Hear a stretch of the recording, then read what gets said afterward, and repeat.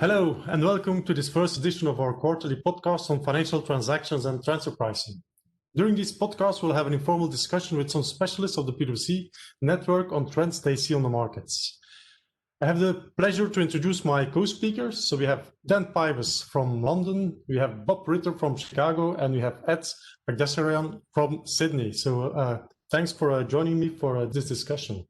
So you have the immense responsibility to cover all novelties in your respective regions, so EMEA, the Americas, and Asia-Pac. And myself, I'm David Tadeur, also from the PwC network based in Belgium. So first, Chapter 10. It has been like 10 months since the OECD published the documents. I would expect it should only have a prospective impact, so tax authorities should apply it for the future, not for past transactions. Now, in practice, did you also observe that? Do you see that tax authorities already applied Chapter 10? And if so, on what topics do they focus? I don't know, Bob. Yeah, so I would say there's been nothing officially published from the US side, but like anything, once the information's out there, I think it is informative. So I think what we've seen is on the historical, I think that probably the biggest area of focus has probably been around credit rating. And so, no official guidance is out there, but I think we have seen this being a bigger focus in sort of IRS audits around, I think two things. One is just overall sort of kind of approach, and then sort of kind of specifics of, implicit support. And I think in appropriately more focus on sort of the issuance as opposed to the issuer rating. So I would say there's been no, hard line. I think we've seen, depending on the, I guess the favor of where the IRS is going, right, arguing for a standalone with sort of maybe no argument of implicit support to, yes, of course you should consider it. And so I think the guidance is, as you're considering Chapter 10, in the US, having a very robust and a very thoughtful process around thinking through sort of the overall sort of credit rating, how the group does things is something that's very important to think through and have documentation around this as you're looking at your overall sort of, I think that, some of the hot topics and the easy ones are just interest rates. Hello, Dan, in EMEA, what are the big changes you observed? Yeah, thank you, David. I guess picking up on your first question around retrospective application, there's been a bit of a mixture here across the EMEA region in that some territories have indicated already that they may look to apply the principles retrospectively on the basis that they consider this is just interpretation of existing arm's length principle application. Now, clearly, some of the content within Chapter 10 has never been seen before within the guidelines, but there has been that broader principle of the arm's length principle, and that's kind of coexisted alongside local legislation. So it'll be interesting to see how that plays out, particularly in audits. And as I say, there are some territories that have already indicated they may look to pursue Chapter 10 in the course of their local audits. Now, just taking the broader picture in terms of Chapter 10, there was a few territories then which have said, well, you know what, we're going to apply some parts of this, but some bits just don't marry up with our local legislation. You've got the likes of Switzerland, for example, with safe harbor regimes for interest rates. Well, that doesn't really sit neatly with Chapter 10. And so what I think we are going to see, and this is true across a few of the other areas within Chapter 10 as well, is within EMEA, a fair degree of bilateral disputes occurring and arising, and maybe a higher propensity to look for mutual agreement procedures or MAPs to try to resolve some of these issues. Because if we do end up with territories which are some retrospectively applying, some prospectively applying the chapter, if we have some territories which are applying part of the rules and some which are applying the rules in full, there's going to be a high degree or high possibility of double taxation there. So those are a couple of things which we are looking out for across EMEA, say, based on some of the reactions from tax authorities to date, where guidance specifically has been quite limited. We are hearing that there is maybe a mixture or a divergence of views as to how those rules should be applied going forward and retrospectively. Okay, great. Hello, Ed. If you go to your region, to Asia Pacific, do tax authorities often refer to the OECD, or is it less common in the broad region to refer to the OECD guidance? Well, it's interesting, David. I look at Asia Pac and Chapter 10, and I would say that adoption over the last 10 months has varied greatly across the region, as expected in many ways due to the levels of transfer pricing activity and levels of sophistication across various tax authorities. And for example, we have Australia, which Australia was a key contributor to Chapter 10 as part of the inclusive framework, that they held the pen on a lot of the commentary within the chapter. And a lot of the approaches, similar to what Dan was saying about Europe, has been applied for audits, risk reviews, transfer pricing, litigation cases for years in Australia. And that's based on the position that it's consistent and intended with the current transfer pricing laws. So options realistically available, clear delineation of transaction, correct terms and conditions in accordance with the purpose of funding. These are all things that are not foreign to Australia and have been around even pre-Chapter 10 and will continue to do so. But at the same time, you look across the region and there are some other tax authorities, for example, across Southeast Asia and broader Asia, where there hasn't been, I would say, any specific take-up of Chapter 10, either explicitly through legislation or guidance or within cases, either because the transfer pricing audit teams and the tax authorities are still developing their skill sets around how to price loans and how to approach these questions found within Chapter 10, or there've been precedents set with local nuances and approaches that have been predetermined for Chapter 10. And as an example, I look at New Zealand. They've got the restricted interest rule, which obviously is in many ways isn't consistent with the wording in Chapter 10, and you do see that around various parts of the region. So in short, varying levels of take-up and adoption of Chapter 10. Yeah, my impression is that Australia has always been a forerunner, that even some of the principles of Chapter 10 have been inspired by the practice of the Australian tax authorities. Maybe on Chapter 10, if I can come back to you, Dan, on the divergence of interpretation of the rules. I've heard some rumors that the German tax authorities have some interpretation that might not be the commonly applied interpretation of Chapter 10 with respect to cost of funding and the like. Can you shed some light on that, please?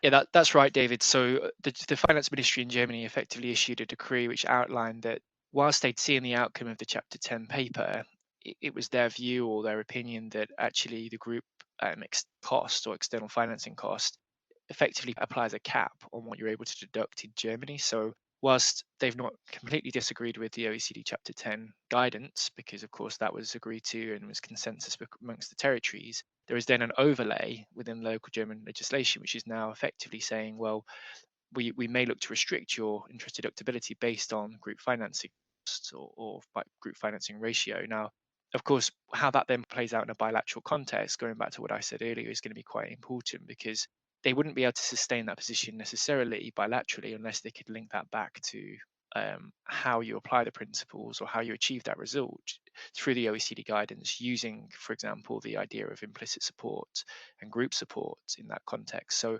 whilst there are suggestions, as you say, that Germany might go down that route, and there's similar suggestions in other territories which lead to potentially results which might differ to Chapter 10, I think where we need to be looking going forward, I guess consistent with the way transfer pricing is going more generally, is looking at that bilateral dispute landscape and saying, okay, whilst we appreciate where this is where we might get to in a local perspective, how might that play out in a bilateral context? And Chapter 10 is giving us a great roadmap, if you like, for understanding, well, how might this be resolved? So some of this may be temporary in terms of what we're seeing in terms of local approaches versus, as I say, that bilateral landscape. I would have hoped to have some more harmonization thanks to Chapter 10, but unfortunately, this will not always be the case based on what you just explained. Maybe also to bounce back on a statement that you made, Ed.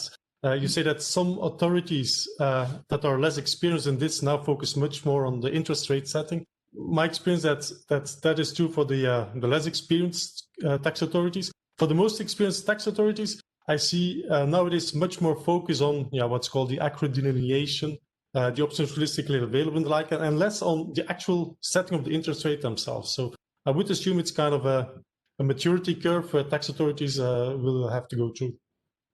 Yeah, I was going to say, David, I think on the US side too, I think that's right. I think, from the US side, we have the 385 regulations, which in 2019, they revoked the documentation requirements. But just for everyone to be aware of that, they're still considering, what they're still able to come back and think about if they want to invoke documentation requirements. But I think what we'll expect is that, they still look to the case law factors and things that would be considered. And that kind of gets along to, sort of Chapter 10 is out there, right? And I think there's a pretty robust roadmap of what, non-US view is that many countries will follow. And so I think that question comes up every once in a while, I think, on the US side. I think that as far as other Chapter 10 areas and potential impacts, I think a lot of what I'm seeing is just discussions with clients, especially kind of in conjunction with the pandemic. And one thing we've seen, I think, is just wanting to understand in detail what Chapter 10 means, right? Getting the kind of outside the U.S. view, and then performing, impact assessments and considering how, they need to think about this and what the view is of varying tax authorities. I think I've seen a very big uptick on that with clients here in the region. So I would just want to kind of add that in as far as I know, the U.S. maybe isn't, kind of quite is, taking to every part of the Chapter 10, but there are certain trends I'm seeing here from the U.S. side that, we're seeing every day. Mm-hmm. Great. Thanks for that, Bob. Maybe if you go to the new regulations, some pending regulations, maybe to start with you, Ed? Sure. So obviously, intercompany financing remains a large topic in Australia, and there's been quite a bit of guidance released by the tax office in Australia about a couple of areas of financing. And as you mentioned, the Australian tax office is quite advanced in their thinking around intercompany financing, and I'm sure that a lot of this guidance will have precedential value across the region. But two things I did want to just speak about, which have come about this year. Firstly, we did see some guidance released in the second half of this year on outbound interest-free loans. Now, some of you know, if you listen to our previous podcast in Australia, we've got a PCG, or Practical Compliance Guideline, which is a tool and guidance around pricing risk associated with intercompany debt. Within this PCG, there was an additional schedule which was released in August around some of the factors to consider when considering the appropriateness of interest-free funding instruments. And Australia has had guidance as early as 1992. We haven't had guidance since then. So this document has been quite welcomed. And things that you would expect to see to support interest-free funding, for example, the borrower having low or no profit, evidence of not being able to get funding from a third-party funding institution, looking at commercial practices of the industry, the intention of the parties to create debtor-creditor relationships, the purpose of the funding itself. So the document does step through quite a few factors to think about when considering whether interest-free funding is appropriate. Now, the application of this is, in Australia specifically, we have a lot of outbound funding for things such as mining projects overseas, especially in the early exploration phase, which are often interest-free in nature. But of course, there are other industries and other circumstances as well that this document covers. And you do have similar arrangements, as I said, across Asia as well. So watch this space, but it's a good reference point for all things intercompany funding. The second thing I'd mention is there have been some developments as well in the debt capacity space this year. And for those of you who don't know, in Australia, we have a hybrid debt capacity model where we have a safe harbour up to 60%. And if the gearing of the taxpayer is more than 60% and you want full support of your amount of debt, we have what's called the arm's length debt test. And we recently had guidance issued by the tax office in regards to the application of the arm's length debt test, which is the first guidance which has been released since 2003. And in many ways, the arm's length debt test itself in substance is replicated across other parts of the world. I look at, for example, the US debt capacity 385 rules. It's similar kinds of concepts you'll find in other countries as well. And in summary, it provides guidance on aspects to consider when looking at the arm's length debt tests, including things such as objectives of management. And for example, a publicly listed company or a company run by private equity, even though they sell the same kinds of things, would have a very different risk appetite and capital structure appetite. The use of forecasts versus historical numbers to support debt amounts.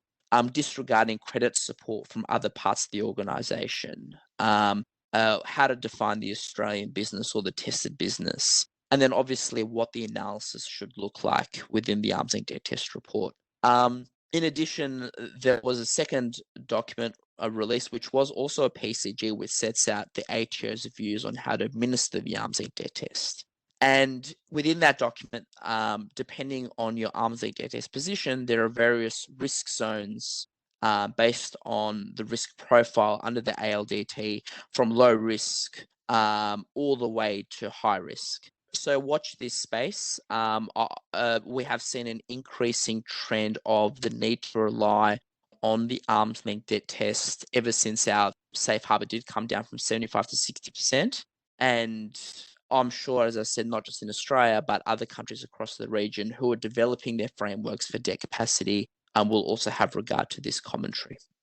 Ed, can I maybe bounce back on something that you have said? So you said for the arm's length debt capacity, the objectives of management is one of the elements to consider. So in a private equity group, you can justify a higher leverage compared to, I would say, a more traditional industrial group. Is that the correct understanding?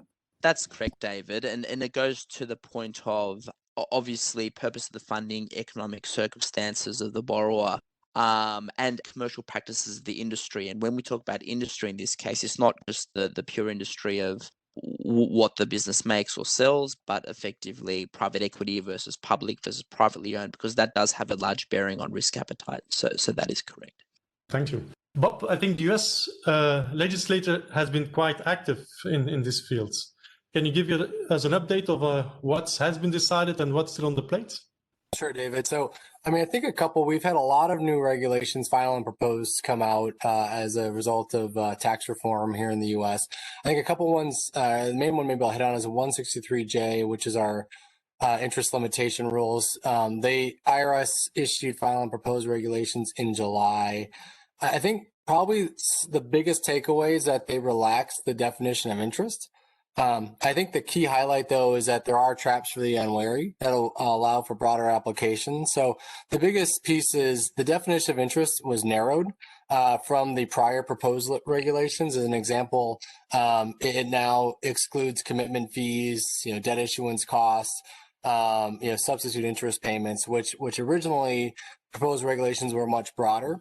So instead of the broad definition, I think the things for people to be aware of is that the IRS can recharacterize it as interest if the goal is either to increase or decrease income and expense for 163J.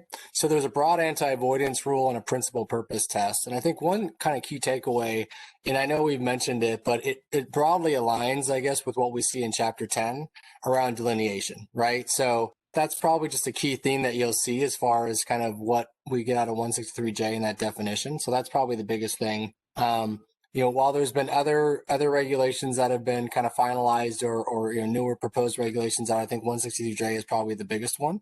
I think the other piece that I would mention that came up recently was last week, actually, on November 30th, the Fed released a relief statement related to LIBOR. And I know this has been a topic that has come up, and we know it's going away at the end of 2021. And so there is a bit of clarification and I think confusion we've seen. And I think maybe I'll just get a couple highlights here. But while they're extending the publication of certain USD LIBOR tenors until June 30th, 2023, right? So that's an extension. They are going to cease the 1 week and 2 week LIBOR settings still at the same time. So that will still end. And the whole idea was to try and give a bit of relief, right? And they feel that a lot of the existing contracts should end that use these other LIBOR tenors as of that time. And so I think the main recommendation is that any new contracts that are going to be entered into now and before December 31st, 2021 should still, as we've all recommended, utilize a reference rate other than LIBOR or have robust fallback language that is clear and has a very definitive alternative reference rate after discontinuation.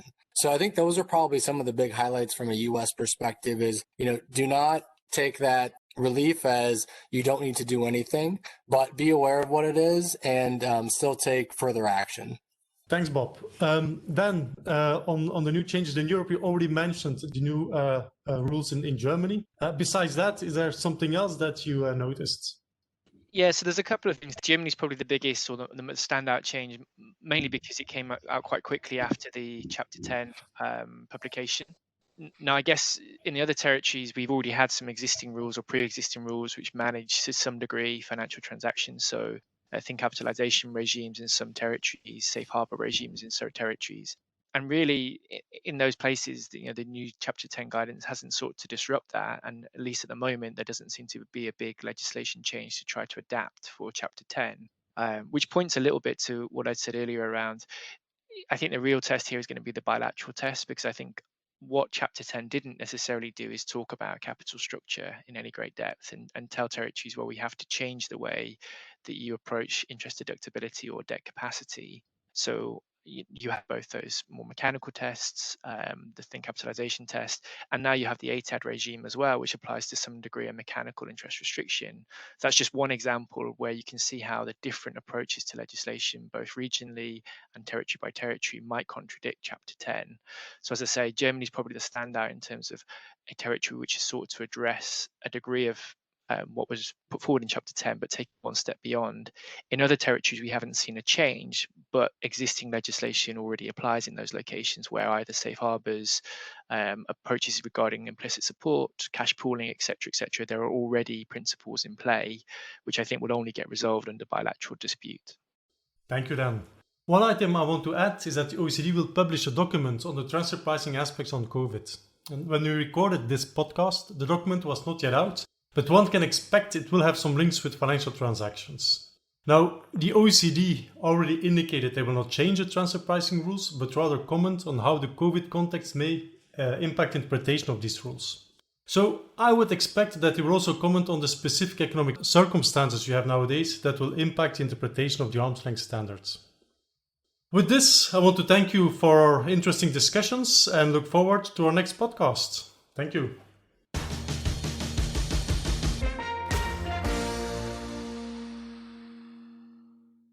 This podcast is brought to you by PwC, all rights reserved. PwC refers to the U.S. member firm or one of its subsidiaries or affiliates and may sometimes refer to the PwC network.